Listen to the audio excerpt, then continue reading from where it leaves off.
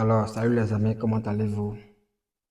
Lendemain du match entre Elche et Barcelone. On est revenu aujourd'hui, on va parler de la méforme de l'équipe, euh, le cas Yamal, ou plutôt la surutilisation de Yamal. Après, on va un peu parler du calendrier du mois de novembre. Aussi, les joueurs qui ont été top hier et tout.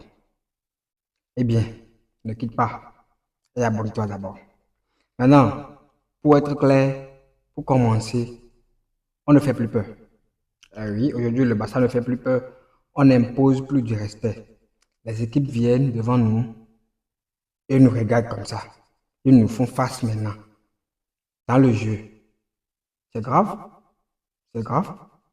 Hier, tu as joué sans pression et sans aucun souci. Ils ont joué libérés. C'est à croire qu'ils étaient sur le terrain. C'est à croire, tiens, ils ont joué le match très libéré. On a des soucis en défense et le pressing aussi. On a des soucis en défense et le pressing aussi. Et aussi dans l'organisation du jeu. Hier, Francky a été, oui, maître au milieu, mais on n'arrivait pas à tenir le ballon. La possession n'était pas nôtre. Et voilà. En face, c'était juste une équipe moyenne de Elche. Pourtant, on a galéré. On n'a même pas eu la possession en fin de match. Et c'est grave. C'est grave pour le Grand Barça de ne pas pouvoir être capable de répondre face aux petites équipes. Ce n'est pas le Real, ce n'est pas Bayern, ni le Paris Saint-Germain en face. Face à ces grandes équipes, on peut comprendre. C'est normal. Si tu n'es pas en forme, tu ne peux pas compétir contre ces grandes équipes. Mais les équipes moyennes, les petites équipes, Elche, les Séville, les Valence, c'est comme ça et tout, Girona, voilà. On va quand même pouvoir se gérer. Sinon, ce sera très grave pour la suite. Eh bien, hier, on se serait puni si c'était une grande équipe en face. Ouais. Eux, ils n'avaient pas su gérer leur possession et tout. Voilà, ils ont raté des occasions. Il y a eu deux poteaux, je crois, non? Un poteau, un bar transversal. Voilà, pas mal de jeux et tout. Si c'était une grande équipe, ça allait être une punition pour nous. Et maintenant, il faut que le coach trouve la solution, le moyen de changer un peu le système défensif. Sinon là, c'est à croire que toutes les équipes maintenant comprennent le jeu. Hein, c'est comme s'ils comprennent le jeu. Ils savent que oui, on va jouer haut. On va jouer le pied d'un jeu. On va presser haut, très haut. Et l'intensité du jeu. C'est comme s'ils savent tout ça. Ils savent lire tout ça. Ils ont lu, calculé. Et maintenant, en face de nous, ils veulent reproduire exactement la même chose. Au moment où maintenant, nous n'avons plus les joueurs de l'année passée. Bon, plutôt quelques joueurs de l'année passée qui arrivaient à assumer, qui arrivaient à gérer ce rôle si fort. Comme par exemple en défense, Inigo, l'année dernière, voilà, le pied de jeu, il était le maître, il guidait les autres autour de lui. En attaque, par exemple, Rafinha est le premier déclencheur de pressing et tout. Il n'est pas là actuellement et on le sent dans le jeu. On sent clairement son manque et tout. Ouais. Donc, il faut maintenant que le coach arrive à sublimer encore l'équipe, à changer un peu de tactique. Je ne sais pas comment il va faire. Il est payé pour ça, c'est son rôle. C'est à lui de trouver les moyens, la solution pour remédier à cela. Sinon, on est constamment mis en danger, constamment exposé. C'est très grave. Ça ne peut pas continuer comme ça. Aussi, on a de l'urgence en défense latérale. Oui, notre latéral, ça ne va pas. Hier, je pensais même qu'Eric allait jouer sur le côté. Mais à ma grande surprise, Kouné était encore titulaire hier. Kouné a été titulaire, mais n'a pas bien performé. Sur le côté droit, c'est à croire que, comme il n'y a plus de concurrence là, il se voit que voilà. Il se dit peut-être que oui, sans lui, voilà, ça va être difficile. Et donc, il fait n'importe quoi. Genre, il joue sans envie. Il joue sans motivation, quoi. Il joue sans trop se donner. C'est un peu comme Ferran Torres. Il joue sans trop se donner. Voilà. Je suis venu, je joue mon match.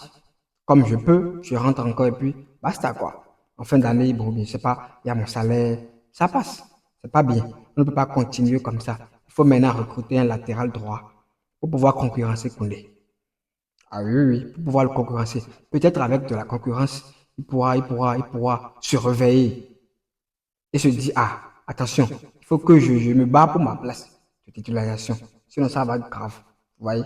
C'est un peu comme Koubassi hier, qui était resté à la touche. Ça va le faire réfléchir un peu. Ça va l'amener à se demander, à se poser des questions, de vraies questions, prochainement dans le match. Si on arrive à le titulariser, ou s'il y a de petites minutes pour lui, il va savoir comment le gérer et prouver, quoi. Vous voyez? Donc, il nous faut cette urgence, et même aussi en neuf. Ah oui, en neuf. Il faut préparer maintenant après Lewandowski. Sinon, après Lewandowski, ce que je suis en train de voir, le poste de neuf, on va trop galérer là-bas. Rashford est en prêt, on ne peut pas trop dire qu'après Lewandowski sera là. On ne sait pas si on va le retenir ou pas. Et tout, je ne sais pas. Je ne suis pas le dirigeant du Barça, donc je ne peux pas savoir. Euh, Lui aussi, il est un peu brouillon dans son jeu. Rashford, là, je ne pas bien de lui. Il est un peu brouillon dans son jeu. Dans ces derniers gestes, on ne le comprend pas. C'est comme s'il est pressé, c'est comme si quelque chose le pousse à vite faire, quoi. C'est comme s'il a l'envie de prouver, c'est comme s'il veut montrer que oui, je peux faire. Or, qu'en réalité, peut-être qu'il ne peut pas faire. On ne va pas dire qu'il n'est pas fort. Oui, il était fort. Rashford qu'on avait connu au début à Manchester United. Oui, oui, trop fort. Mais là, actuellement, si tu n'arrives pas à faire ce que tu faisais dans le temps, fais ce que tu peux maintenant. Tiens, l'envie de trop faire, l'envie de trop faire l'amène à mal faire. Et ça crée du déchet. Pourtant, malgré ça, malgré tout ce déchet, il est notre attaquant le plus performant. Il est notre attaquant qui a le plus de buts et pas décisif en son actif actuellement. Il est l'attaquant qui brille le plus actuellement. Et c'est grave. On ne peut pas s'appeler le Barça et se reposer sur un Rashford qui n'est pas vraiment encore le Rashford qu'on connaissait. C'est grave. Voilà, maintenant, sur le cas Yamal, ça se complique. Ça se complique, il est blessé, il n'est pas à 100%. Ça se complique et je ne sais pas, je ne comprends pas pourquoi le coach insiste tant à le faire jouer au-delà de sa limite. Yamal n'est pas au mieux physiquement, et on l'a bien vu. Il avait débuté le match. Oui, dans les premières minutes, il a percuté, dribble et tout, rentré dans la surface, fait un centre, une passe comme ça à Frankie de Jong, hors jeu et tout. Voilà, il était vif, on le sentait bien. Après, de suite, il a marqué un but et tout. J'espère bien que le but va lui redonner un peu de confiance au vu des événements récents les assauts médiatiques et tout, la pression médiatique et tout qu'il a suivi, je sais. J'espère bien que ce but lui donnera un peu plus de confiance et du calme. Mais ça ne va pas, il n'est pas encore mieux. Maintenant, hier, il a joué 88 minutes. Ce qui est incompréhensible. Ce qui est incompréhensible. Il a joué 88 minutes. Or, on accuse de la Fuente, le sélectionneur espagnol, de trop utiliser Yamal. On l'accuse de tout jusqu'à lui-même, il s'est fâché, il dit ok, prochainement, qu'il ne va plus convoquer les joueurs barcelonais, là, ils seront le temps, ils seront reposés et tout, blablabla et tout. Maintenant, si on accuse le sélectionneur espagnol et nous-mêmes ici, on n'arrive pas à le gérer, c'est gâté. C'est gâté quoi, c'est mort. C'est mort. C'est grave compliqué. C'est très grave. Après la conférence, après le match hier, Flick a eu à tenir ses propos en conférence de presse, que Yamil n'est pas encore au mieux, qu'il est toujours blessé, qu'il doit encore plus s'entraîner. Je ne sais pas, je n'ai pas les mots exacts, mais en tout cas, c'est ce que j'avais lu un peu. Euh, Maintenant, tu dis que la personne n'est pas encore au mieux. Hier, on menait 3-1. On menait déjà 3-1 jusqu'à la 70e minute, on menait déjà 3-1, je crois bien, oui. Déjà 3-1. Mais il y a toujours Yamal sur le terrain. C'est ce que je ne comprends pas. Oh, on a recruté Ronny Badji pour ça, supplier un peu Yamal. Même s'il est à 100%, le supplier par moment. Il a juste 18 ans. Il a juste 18 ans. Et il a encore une longue carrière devant lui. Du coup, Il faut savoir l'utiliser déjà maintenant.